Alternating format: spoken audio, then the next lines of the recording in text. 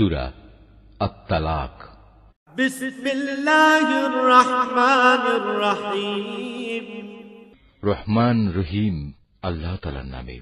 ইয়া আইয়ুহান নাবিয়্যু ইযা তাল্লাকতুমুন নিসা ফাতাল্লিকুহুন্না লি'ইদ্দাতিহিন্না ওয়া আহসুল ইদ্দাতা ওয়াত্তাকুল্লাহা রাব্বাকুম লা তুখরিজুহুন্না মিন বুয়ুতিহিন্না ওয়া লা ইয়াখরুজনা ইল্লা আন ইয়াতিনা বিফাহিশাতিন مبينة وتلك حدود الله ومن يتعد حدود الله فقد ظلم نفسه لا تدري لعل الله يحدث بعد ذلك أمرا।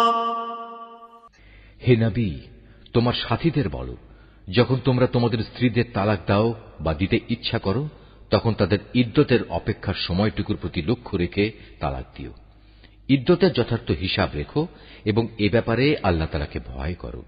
যিনি তোমাদের মালিক প্রভু, ইদ্দতের সময় কোনো অবস্থায় তাদের নিজেদের বসত বাড়ি থেকে বের করে দিও না। এ সময় তারা নিজেরাও যেন তাদের ঘর থেকে বের হয়ে না যায়। তবে যদি তারা কোনো জঘন্য অশ্লীলতার কাজে লিপ্ত হয় তাহলে তা ভিন্ন কথা।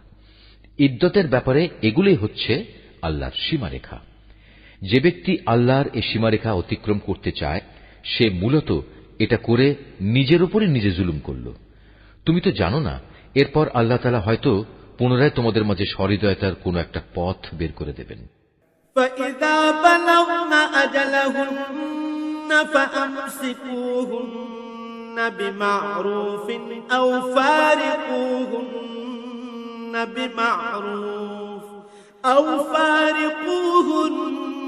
بِمَعْرُوفٍ وَأَشْهِدُوا ذَوَيْ عَدْلٍ مِّنكُمْ وَأَقِيمُوا الشَّهَادَةَ لِلَّهِ ذَلِكُمْ يُوعَظُ بِهِ مَن كَانَ يُؤْمِنُ بِاللَّهِ وَالْيَوْمِ الْآخِرِ وَمَن يَتَّقِ اللَّهَ يَجْعَل لَّهُ مَخْرَجًا। অতঃপর যখন তারা তাদের ইদ্দতের সেই নির্ধারিত সময়ের শেষে উপনীত হয়, তখন তাদের হয় সম্মানজনক পন্থায় বিয়ের বন্ধনে রেখে দেবে, না হয় সম্মানের সাথে তাদের আলাদা করে দেবে, এবং উভয় অবস্থায় তোমাদের মধ্যে থেকে দুজন ন্যায়পরায়ণ লোককে তোমরা সাক্ষী বানিয়ে রাখবে। সাক্ষীদেরও বলো, তোমরা শুধু আল্লাহর জন্যই এ সাক্ষ্য দান করবে। যারা আল্লাহ তাআলা ও শেষ বিচার দিনের উপর ঈমান আনে তাদের সবাইকে এর দ্বারা উপদেশ দেয়া হচ্ছে। যে ব্যক্তি আল্লাহ তাআলাকে ভয় করে চলে, আল্লাহ তাআলা তার জন্য সংকট থেকে বের হয়ে আসার একটা পথ তৈরি করে দেন। وَيَرْزُقْهُ مِنْ حَيْثُ لَا يَحْتَسِبُ وَمَن يَتَوَكَّلْ عَلَى اللَّهِ فَهُوَ حَسْبُهُ إِنَّ اللَّهَ بَالِغُ أَمْرِهِ قَدْ جَعَلَ اللَّهُ لِكُلِّ شَيْءٍ قَدْرًا। এবং তিনি তাকে এমন রিজিক দান করেন যার উৎস সম্পর্কে তার কোনো ধারণাই নেই। যে ব্যক্তি আল্লাহর উপর ভরসা করে তার জন্য আল্লাহ তাআলাই যথেষ্ট, কেননা আল্লাহ তাআলা তার কাজ পূর্ণ করেই নেন। আল্লাহ তাআলা প্রতিটি জিনিসের জন্যই একটি পরিমাণ ঠিক করে রেখেছেন। ওয়াল্লাহি ইয়াইসনা মিনাল মাহিদ মিন নিসাইকুম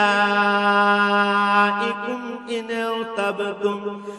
ইরতাবতুম ফা'iদ্দাতুহুন্না ثلاثة أشهر واللائي لم يحضن وأولاة الأحمال أجلهن أن يضعن حملهن ومن يتق الله يجعل له من أمره يسرا।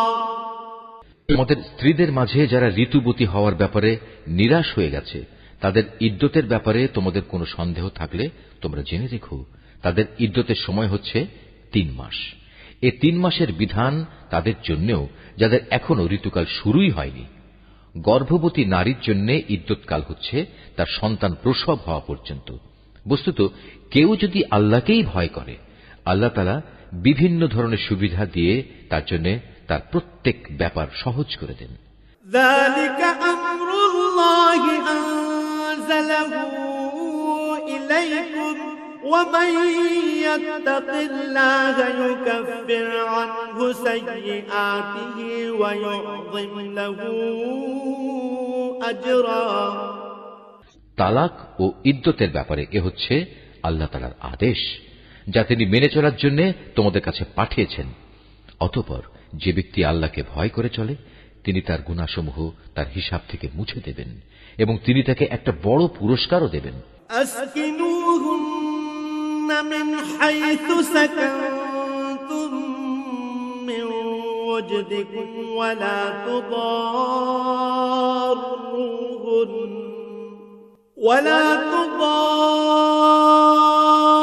تضاروهن لتضيقوا عليهن وإن كن أولات حمل فأنفقوا عليهن حتى يضعن حملهن فإن أرضعن لكم فآتوهن أجورهن وأتمروا بينكم بمعروف وإن تعاسرتم فسترضع له أخرى। ইদ্যতের এ সময়ে তোমরা নিজেদের সামর্থ্য অনুযায়ী তাদের সে ধরনের বাড়িতে থাকতে দিও যে ধরনের বাড়িতে তোমরা নিজেরা থাকো। কোনো অবস্থায় তাদের উপর সংকট সৃষ্টি করার মতলবে তাদের কষ্ট দিও না। আর যদি তারা সন্তান সম্ভবা হয়, তাহলে ইদ্যতের নিয়ম অনুযায়ী তারা সন্তান প্রসব না করা পর্যন্ত তাদের খোরপোশ দিতে থাকো। সন্তান জন্মদানের পর যদি তারা তোমাদের সন্তানদের নিজেদের বুকের দুধ খাওয়ায়, তাহলে তোমরা তাদের পারিশ্রমিক আদায় করে দেবে এবং এ পারিশ্রমিকের অঙ্ক ও সন্তানের কল্যাণের ব্যাপারটা ভালোভাবে নিজেদের মধ্যে ন্যায়সঙ্গত পন্থায় সমাধান করে নেবে। যদি তোমরা একে অন্যের সাথে জেদ করো, তাহলে অন্য কোনো মহিলা এ সন্তানকে দুধ খাওয়াবে। لينفق ذو سعة من سعته ومن قدر عليه رزقه فلينفق مما آتاه الله لا يكلف الله نفسا إلا ما آتاها سيجعل الله بعد عسر يسرا। বিত্তশালী ব্যক্তি তার সঙ্গতি অনুযায়ী স্ত্রীদের খোরপোশ দেবে। আবার যে ব্যক্তির অর্থনৈতিক সঙ্গতি সীমিত করে রাখা হয়েছে, সে ব্যক্তি ততটুকু পরিমাণই খোরপোশ দেবে যতটুকু আল্লাহ তাআলা তাকে দান করেছেন। আল্লাহ তাআলা যাকে যে পরিমাণ সামর্থ্য দান করেছেন, তার বাইরে কখনো কোনো বোঝা তার উপর তিনি চাপান না। আল্লাহর উপর নির্ভর করলে আল্লাহ তাআলা তাকে অচিরেই অভাব অনটনের পর সচ্ছলতা দান করতে পারেন। وكأين من قرية عتت عن أمر ربها ورسله فحاسبناها حسابا شديدا وعذبناها عذابا نكرا। কত জনপদের মানুষেরাই তো নিজেদের মালিক ও তার রসুলের নির্দেশের বিরুদ্ধে বিদ্রোহ করেছিল। অতঃপর আমি তাদের কাছ থেকে সেজন্য কঠোর হিসাব আদায় করে নিয়েছি এবং আমি ওদের কঠোর শাস্তি দিয়েছি। فذاقت وبال أمرها وكان عاقبة أمرها خسرا। এরপর তারা ভালো করেই তাদের কৃতকর্মের শাস্তি ভোগ করল। মূলত তাদের পরিণাম ফল ছিল চরম ক্ষতি। أعد الله لهم عذابا شديدا فاتقوا الله يا أولي الألباب الذين آمنوا قد أنزل الله إليكم ذكرا। আল্লাহ তাআলা পরকালে তাদের জন্য এক কঠিন আযাব প্রস্তুত করে রেখেছেন। অতএব হে মানুষ, যারা জ্ঞান সম্পন্ন, যারা আল্লাহ তাআলার উপর ঈমান এনেছো, তোমরা আল্লাহকে ভয় করো। আল্লাহ তাআলা তোমাদের কাছে তাঁর উপদেশ বাণী পাঠিয়েছেন। রাসূলান ইয়াতলু আলাইকুম আয়াতিল্লাহি মুবায়্যিনাতিন লিয়ুখরিজাল্লাযীনা আমানু وعملوا الصالحات من الظلمات إلى النور ومن يؤمن بالله ويعمل صالحا يدخله جنات تجري من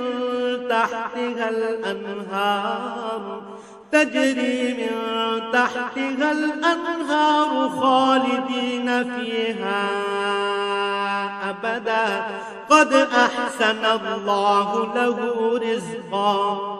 তিনি আরো পাঠিয়েছেন তার রসুল, যে তোমাদের আল্লাহর সুস্পষ্ট আয়াতসমূহ পড়ে শোনায়, যাতে করে সে রসুল তোমাদের সেসব লোকদের যারা ঈমান এনেছে এবং ভালো কাজ করেছে তাদের জাহেলিয়াতের অন্ধকার থেকে হেদায়েতের আলোতে নিয়ে আসতে পারে। তোমাদের যে কেউই আল্লাহর উপর ঈমান আনে এবং ভালো কাজ করে, আল্লাহ তাআলা তাকেই জান্নাতে প্রবেশ করাবেন, এমন এক জান্নাতে যার তলদেশ দিয়ে ঝর্ণাধারা প্রবাহিত হবে। সেখানে তারা অনন্তকাল ধরে অবস্থান করবে। এমন লোকের জন্য অবশ্যই আল্লাহ তাআলা উত্তম রিজিকের ব্যবস্থা করে রেখেছেন। আল্লাহুল্লাযী খালাকা সাবআ সামাওয়াতিন ওয়া মিনাল আরদি মিথলাহুম ইয়াতানাজ্জালুল আমরু বাইনাহুন্না লিতা'লামু আন্নাল্লাহা আলা কুল্লি শাইইন قدير لتعلموا أن الله على كل شيء قدير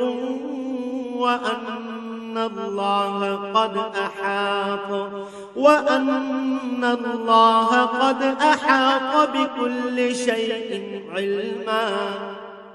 আল্লাহ তাআলা যিনি এ সাত আসমান ও তাদের অনুরূপ সংখ্যক জমিন সৃষ্টি করেছেন, আবার উভয়ের মাঝখানে যা কিছু আছে তাদের জন্য তার নির্দেশ জারি হয়, যাতে করে তোমরা একথা অনুধাবন করতে পারো আকাশ পাতালের সকল কিছুর উপর তিনি একক ক্ষমতাবান, এবং তার জ্ঞান এ সৃষ্টিলোকের প্রতিটি বস্তুই পরিবেষ্টন করে রেখেছে।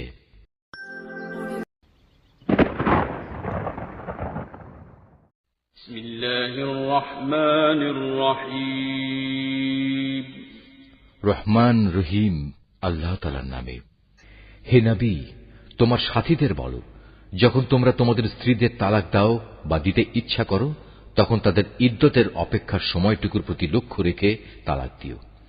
ইদ্দতের যথার্থ হিসাব রেখো এবং এ ব্যাপারে আল্লাহ তাআলাকে ভয় করো।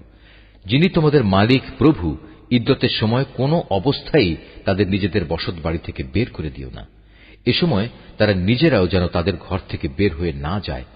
তবে যদি তারা কোনো জঘন্য অশ্লীলতার কাজে লিপ্ত হয়, তাহলে তা ভিন্ন কথা। ইদ্দতের ব্যাপারে এগুলোই হচ্ছে আল্লাহর সীমারেখা। যে ব্যক্তি আল্লাহর এই সীমারেখা অতিক্রম করতে চায়, সে মূলত এটা করে নিজের উপরই নিজে জুলুম করল। তুমি তো জানো না, এরপর আল্লাহ তাআলা হয়তো পুনরায় তোমাদের মাঝে সহৃদয়তার কোনো একটা পথ বের করে দেবেন। অতঃপর যখন তারা তাদের ইদ্দতের সেই নির্ধারিত সময়ের শেষে উপনীত হয়, তখন তাদের হয় সম্মানজনক পন্থায় বিয়ের বন্ধনে রেখে দেবে, না হয় সম্মানের সাথে তাদের আলাদা করে দেবে, এবং উভয় অবস্থায় তোমাদের মধ্যে থেকে দুজন ন্যায়পরায়ণ লোককে তোমরা সাক্ষী বানিয়ে রাখবে। সাক্ষীদেরও বলো, তোমরা শুধু আল্লাহর জন্যই এ সাক্ষ্য দান করবে। যারা আল্লাহ তাআলা ও শেষ বিচার দিনের উপর ঈমান আনে, তাদের সবাইকে এর দ্বারা উপদেশ দেয়া হচ্ছে।